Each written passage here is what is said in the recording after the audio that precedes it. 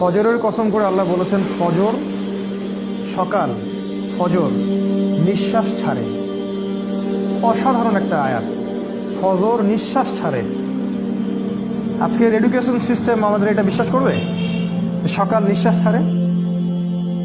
কোরআন বলেছে ফজর, ফজরের সময় মালায়েকা চলে আসেন, কেরাত হয় ইমামে, তারা শোনেন, কারা কারা নামাজে আসছেন তারা লিখে রাখেন, আল্লাহর কাছে লিস্টটা নিয়ে যান, নিয়ে গিয়ে দেখান যে ফজরের জামাতে হাজির ছিল।